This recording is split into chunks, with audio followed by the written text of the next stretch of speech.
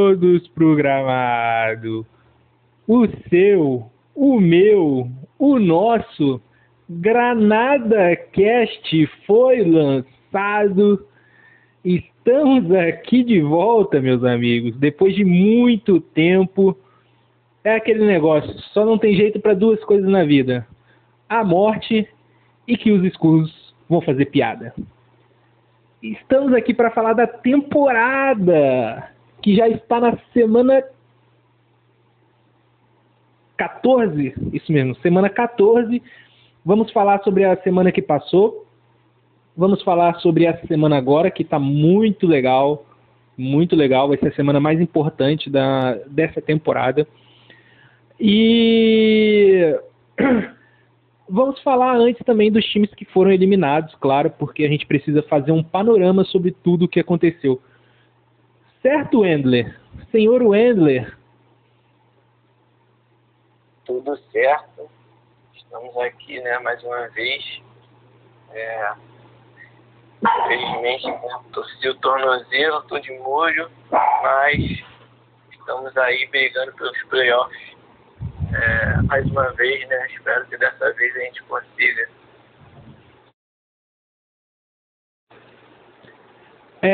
Vou pedir para você só falar um pouco mais perto do telefone, Wendler, porque saiu um pouco baixo para mim, pode ser que saia baixo na gravação também.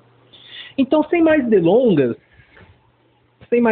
vamos falar dos times que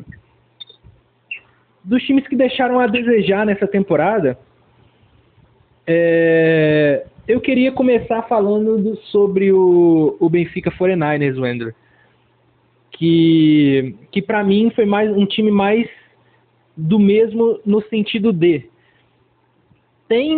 o Benfica 49ers tem um jeito de fazer as coisas que é recorrente, que toda vez que ele chega numa final, o ano seguinte dele é deplorável. Ele toma decisões muito ruins, ele meio que deixa um pouquinho o time de lado, mas tem um cara que fez mais isso que ele essa temporada, já vamos chegar nele. E a consequência disso, com a liga ficando mais equilibrada, é isso que aconteceu, né? Apenas uma vitória na temporada. Pode ser que seja a pior campanha da liga, se ele não conseguir mais nenhuma vitória nos 2 últimos jogos que faltam, porque, se eu não me engano, tanto o Luiz quanto o Pedro Jets, quando eles tiveram só uma vitória, eram menos jogos na temporada, tá? Então, com o aumento dos jogos, por conta da NFL e tudo mais, pode ser que seja a pior campanha da história da liga, e para um time que tem 2 títulos da Liga Fogo, fica muito feio, né, Wendler? Sim, com certeza. Ele é o que eu penso, né? Que ele talvez não tenha achado que precisava, né, mudar muito o time antes da temporada começar, né? Depois tentou fazer umas mexidas, mas realmente foi isso que aconteceu. Competitividade da liga aumentando. O time dele colapsou e, infelizmente, quando ele tentou fazer alguma coisa, não adiantou de nada. E com certeza, né, deve ser o pior, já garantida a pior campanha da história do time. Fica feio mesmo, porque muita gente pode colocar ele como o maior time da liga. Não sei. E o cara fazer uma temporada dessa é complicado. A gente vê o Bulls que sempre se renova e ele tem base para fazer e não fez. Infelizmente, decepcionou muito. Eu acho que se alguém ainda tinha alguma dúvida de quem era o maior time da liga, essa temporada eu acho que não resta dúvida nenhuma, né? Acho que com essa temporada do 49ers aí, meio que sacramenta quem é o maior time da liga. Mas o Benfica 49ers, cara, ele começou cedo, né, a fazer trades abdicando da temporada.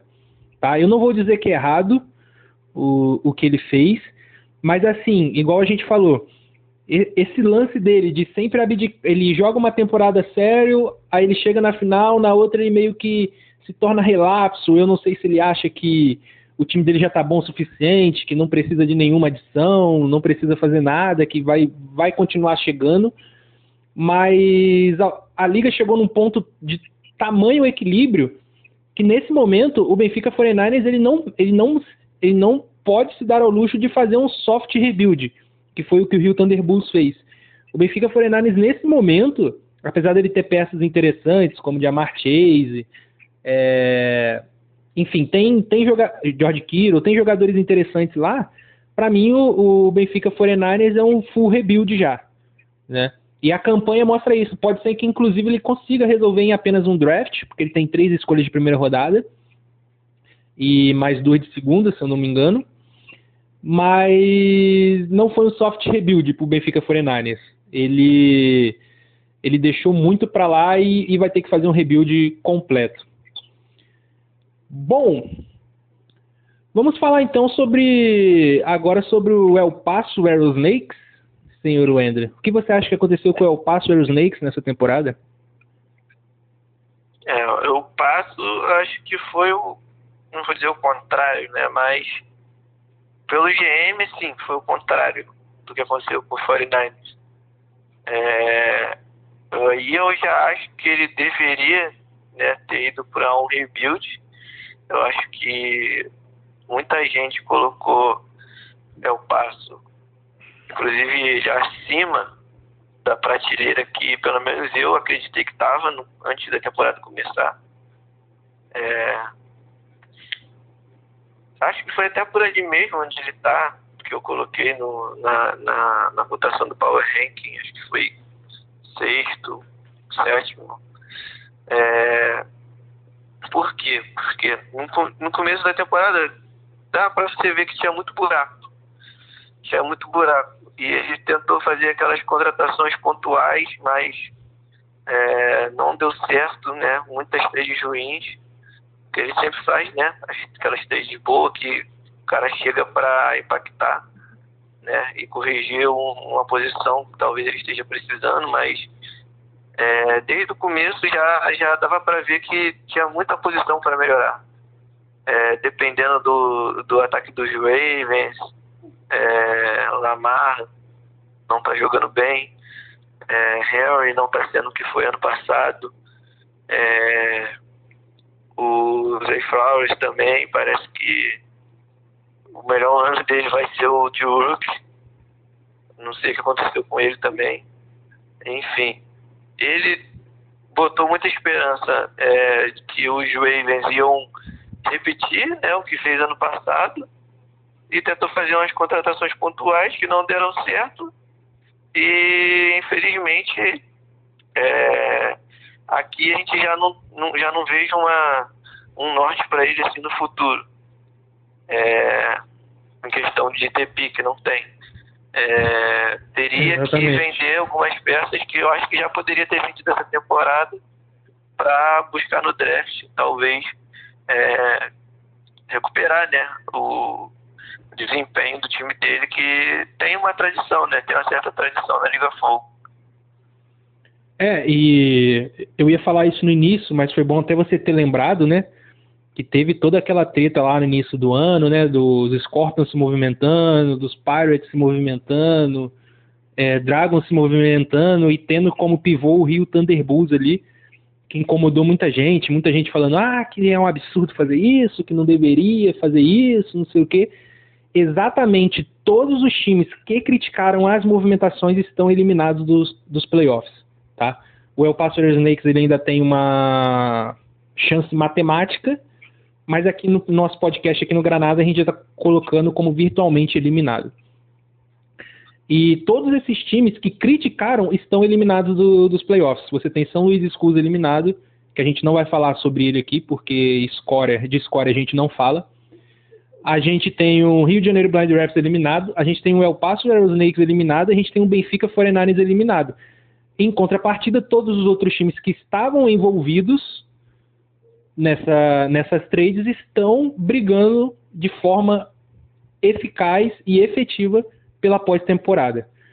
A gente vai seguir o podcast aqui a partir daqui, fiz só esse disclaimer, mas para vocês saberem que o tempo deu razão às pessoas que estavam certas naquele momento, tá? Bom, voltando então ao assunto, ao Passo Snakes, foi bem isso que você falou mesmo, cara. Eu não tenho muito a acrescentar, a não ser que o que vinha dando certo, né, que era se apoiar no time do Baltimore Ravens. Esse ano não deu muito certo porque o Baltimore Ravens está uma porcaria, podemos dizer assim. E as trades que ele fazia, pontuais, que eram trades boas no passado, esse ano ele não conseguiu emplacar trades boas. Então tudo isso culminou na atuação ruim de El Paso na temporada. Matematicamente tem chance, mas a gente sabe que é virtualmente eliminado, porque os times que estão à frente se enfrentam ainda. Então ele tem que tirar ponto de muita gente, fazer muita conta. Então estamos colocando El Paso aqui virtualmente eliminado, tá? O Wendler. Agora eu vou falar sobre o Rio de Janeiro Blood Refs. Por que eu deixei o Rio de Janeiro Blood Refs por último? Como eu disse, não vamos falar sobre os Skulls aqui. Cara, eu deixei por último porque, assim, o JP é um amigo que eu tenho na liga. É um cara que eu gosto muito, tenho muita admiração. Gosto muito do ser humano que ele é. Mas a gente tem nossas desavenças de pensar o fantasy futebol. E assim, eu fiquei muito desapontado com o Rio de Janeiro Blood Refs. Por quê? Porque você teve... A gente falou do Benfica 49ers, começou um rebuild meio cedo na temporada e tal, mas que se movimentou. Ele escolheu abdicar desse ano para pensar no próximo e tal, e o Benfica 49ers, a gente sabe que ele tem capacidade de fazer trades também para comprar jogadores, né? A gente conhece a capacidade do 49ers. O El Paso Snakes, cara, tentou, seguiu a mesma fórmula que vinha seguindo, que querendo ou não vinha colocando ele nos playoffs, e não deu certo, não fez boas trades. Acontece, todo mundo vai fazer trade ruim. Agora, o Rio de Janeiro Blind Refs, cara, nunca esteve tão vivo o meme do Romário, quando eu falei que ele era o Romário da Liga Fogo, que ele só distribuía colete e é isso aí. Cara, não se movimentou, assistiu a temporada. Sentou e assistiu a temporada. E não é a primeira vez que faz isso, né? Quando eu tinha criticado lá atrás o modus operandi, o título meio que deu uma maquiada nisso. Ele pensou que estava certo. Inclusive falei disso num outro podcast, no podcast anterior. Acho que era um Granada. E, cara, tem que pôr a mão na consciência e saber que foi o título mais cagado da história da Liga Fogo. Superou o Thiago.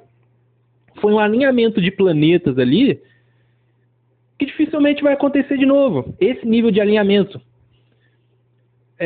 Não desmerecendo o título, como tá na moda aí, recentemente nessa última semana, campeonato se joga, final se ganha. Inclusive falei que ele é muito bom fazendo waivers. Mas assim, é muito pouco. É muito pouco. Quando ele podia reforçar o time dele na temporada passada para buscar o título, não fez. Esse ano sentou, assistiu a temporada, e para um cara que fala que é competitivo, e eu acredito que ele é competitivo, as atitudes não têm mostrado isso na Liga Fogo. Cara, sem brincadeira nenhuma, vocês que estão me ouvindo, vocês podem me desmentir. Já é o 4º ano do JP na Liga, dele brigando no grupo, brigando entre aspas, né? Ali no meio da zoeira e tal, brigando para ver quem vai ser se ele vai ser a pick 1 do draft ou não. O JP hoje, ele é um GM que tá na liga pra gente ver quem vai ser a pick 1 do draft, cara. Todo ano é isso, cara. Todo ano é isso. Então, o JP desses times foi o que mais me decepcionou. Vi o time dele afundando, não mexeu uma palha pra tentar mudar isso. Eu sei que nos bastidores ele tentou fazer uma trade aí, mas, cara, é muito pouco. É muito pouco. E assim, Se não fosse o Wilder Coutinho, que esse prêmio já tem dono de pior GM da temporada, para mim o pior GM da temporada seria o Jean-Pierre, com toda certeza, tá? O Wendler. Concordo. Para mim, essa temporada foi mais do mesmo. Mais do mesmo, não é nem em termos de produção do time. Na verdade, também não produziu muito mais do que, nem muito menos do que produziu na temporada passada, né? Em termos de produção, a única diferença ali foi exatamente até o que tu falou. Ele tá muito parado. É conhecido aqui, acho que é uma unanimidade, que é o melhor cara fazendo waiver da liga. Essa temporada não lembro de uma waiver dele que tenha chegado para impactar no time dele, trazer vitória em jogo que era para ser perdido. Isso aconteceu muito, né, no ano passado. E assim, olhando mesmo o time dele, a gente não vê um jogador que fala, caralho, isso aqui foi uma waiver foda. A gente não vê. E nos outros anos a gente viu. Realmente, tem alguma coisa que não aconteceu nos últimos anos e aconteceu esse ano. Inclusive, quando eu tava no confronto com ele, eu vi, Dallas Turner tá jogando pra caralho. O Buddy, eu acho que vai virar. Quando fui olhar, o time dele não tava nem escalado. E o cara já tá há 3 jogos pontuando bem, fazendo sec. Ou seja, eu acho que, assim, não sei se é falta de vontade, alguma coisa que aconteceu, mas, assim, ele não tá com aquela vontade que tava na temporada passada. Mesmo tendo essa filosofia de não fazer trade, só faz trade de pique por pique. Parece que ele curte mais o draft do que o campeonato em si, sabe? Parece que ele tá sempre pensando no draft. Você até zoou, né, no draft passado, que ele falou sobre o draft de 26. Ele falou, porra, não é possível que vocês já estão pensando no draft de 26. Ele, já estou pensando no de 27 também. Parece que ele curte mais o draft do que a liga, cara. Infelizmente, isso daí fez ele ter esse ano grotesco que teve. E, não, assim, o time dele tem pique, tem jogador, poderia se movimentar, vender alguns jogadores para mudar, né? Fazer uma mudança de ambiente, mandar uns jogadores para outros times, pegar outros jogadores, ou trocar uma pique por uma pique que vai pegar um jogador que ele queira, né? Mas ele vai manter essas 9 piques, 10 piques que ele tem todo ano, vai ficar tendo que enxugar o time toda a pré-temporada, sendo que poderia diminuir um pouco e trabalhar mais certeiro. Infelizmente, assim, em termos de mudança de pensamento, de ação, assim, acho que não tem muita esperança. Acho que, assim, o torcedor do Brad Weff não tem muita esperança de melhora no futuro, não. Draft é legal e tudo mais, mas o que fica é o legado, né, cara? Pelo menos a gente pretende ter essa liga aí durante uns 50 anos aí, né? Todo mundo, se Deus quiser, envelhecendo bem, jogando. E o que vai ficar é o legado, cara. Não vai ficar o quanto você brincou no draft, saca? Então, eu sou um cara que vocês sabem que eu gosto de toda a atmosfera e tudo mais, mas o que fica é o legado. Bom, vamos falar de coisa boa então, Wendler. Vamos falar do jogo que deu o pontapé inicial para a próxima semana, que vai ser maravilhosa. Vou pedir para você abrir o seu sleeper aí, tá?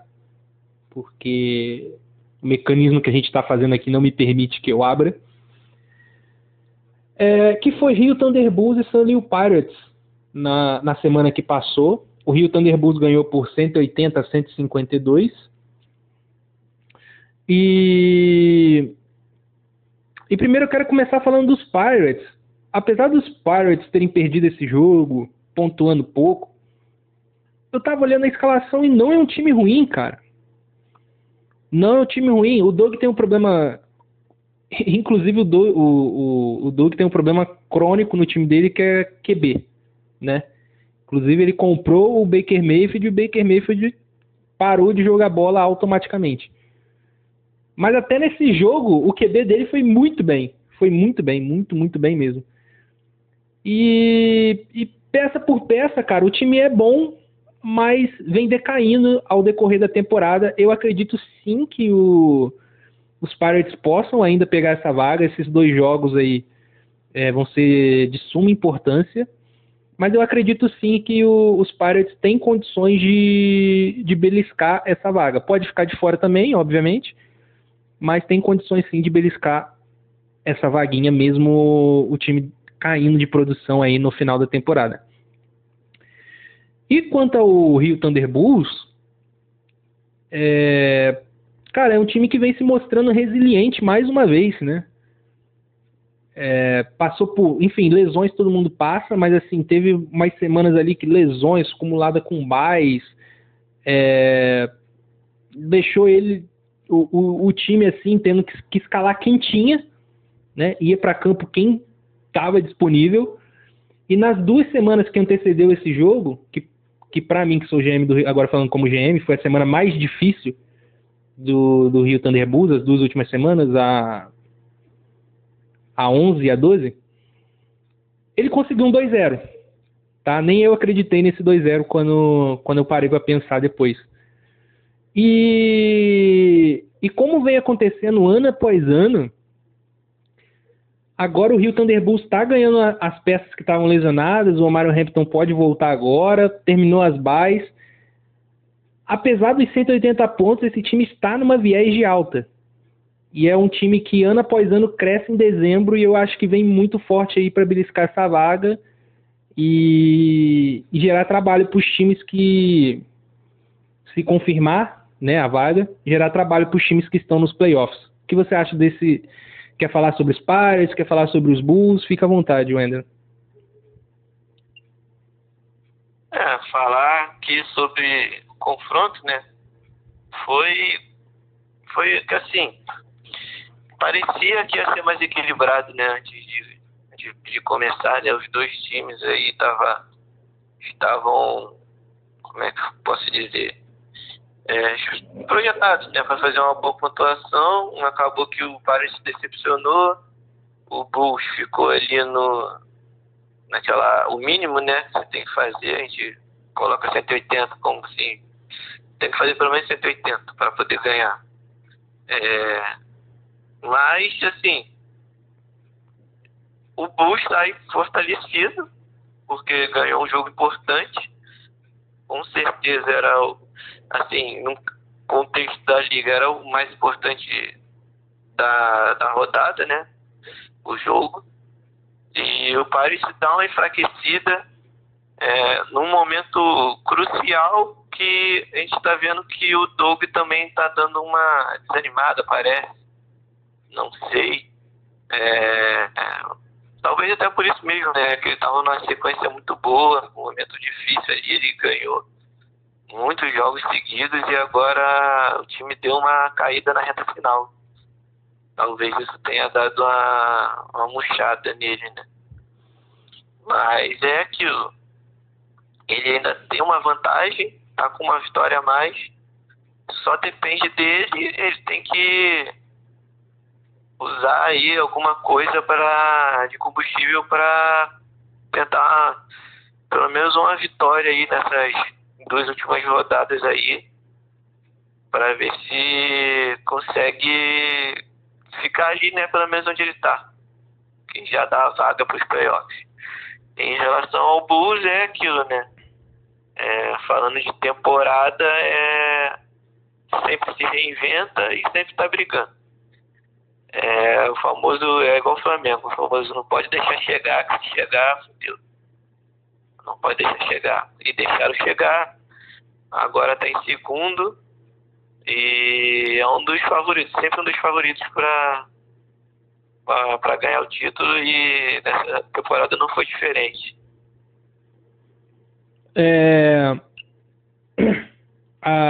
As trades que o Doug fez durante o ano, eu acho, tirando a do Etienne, pelo amor de Deus, foram muito boas. Tá? Eu acho que o balanço do Doug esse ano é um balanço positivo. Teve seus erros em draft, tá? Mas o balanço, no geral, para mim, pro GM do San Luis Pirates, foi um balanço positivo. As trades que eu falei lá atrás, né? Quando eu abri aspas e tal, envolvendo o Rio Thunderbulls e tal, ele também foi bem. Os jogadores estão fazendo diferença no time dele. O Rio Scorpions também. O único que meio que se fudeu nessa história foi o B3, que o Tyreek Hill foi jogar no Vasco, né? Mas o balanço é positivo, mas eu concordo com você. Nesse finalzinho o Doug deu uma desanimada. Eu achei que poderia ter feito algo a mais ali na trade deadline, como o Bulls, por exemplo, que foi buscar um Nico Collins. Achei sim que ele poderia ter se mexido e ele ficou meio de lado, e a gente sabe da capacidade do Doug a mesma capacidade que ele tem de fazer merda, ele tem de fazer trades boas. Então eu estava esperando algum movimento interessante dos Pirates aí antes da trade deadline. Bom, vamos falar do seu Rio Scorpions, Wender. Rio Scorpions enfrentou quem na semana que passou? Foi clássico, né? Foi o Rio de Janeiro Pride West. Vai ser clássico atrás de clássico. Clássico atrás de clássico. Eu tentei emplacar um Favela Bowl também para Scorpions e Refs, mas o verdadeiro Favela Bowl não tem como, né? É Rio Thunderbulls e Scorpions.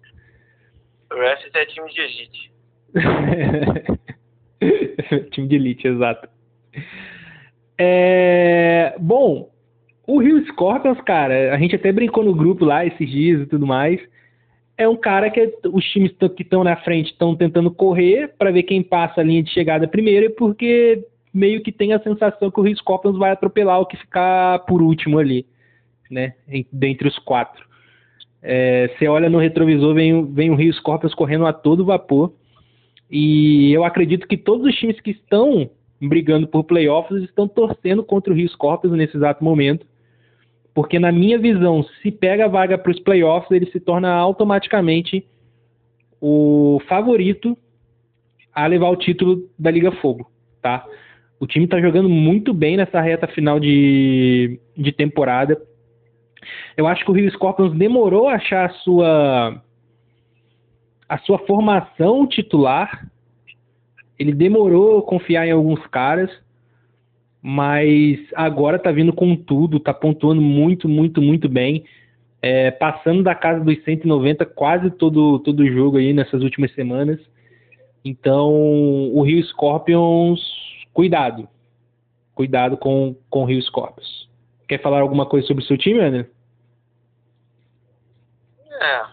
É isso aí mesmo, demorou um pouquinho para engrenar, um pouquinho não, pocão, né?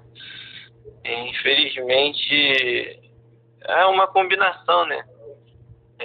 Sempre, não vou falar sempre, né? Exagero, mas poxa, muitas vezes ali era o segundo maior pontuador, o terceiro maior pontuador da rodada e acabava perdendo o jogo. Se você for olhar pelo desempenho, né? A pontuação era para o time estar ali entre os primeiros. No mínimo ter umas 2 vitórias a mais, que deixaria em segundo. Mas é isso aí, agora estamos correndo atrás do prejuízo e também torcendo para dar tempo, né, de se recuperar e chegar nos playoffs é outra coisa. Playoffs já reseta tudo, né, e começa de novo. E da temporada, assim, eu levo um fechamento positivo, mesmo que não consiga chegar nos playoffs. O planejamento era brigar e eu sabia que corria o risco também de não conseguir, e até por isso eu não me desfiz de todas as minhas picks, né? Eu tenho ainda picks, tenho jogadores novos, né? Mesmo tendo alguns medalhões, eu tenho jogadores novos, tenho picks, e dependendo do que acontecer, eu posso ter diversos caminhos que eu posso pegar e moldar o time do jeito que eu quiser. E a gente é sempre não, mas a partir de um momento foi o meu pensamento. Tentar montar o time mais forte possível, mas sem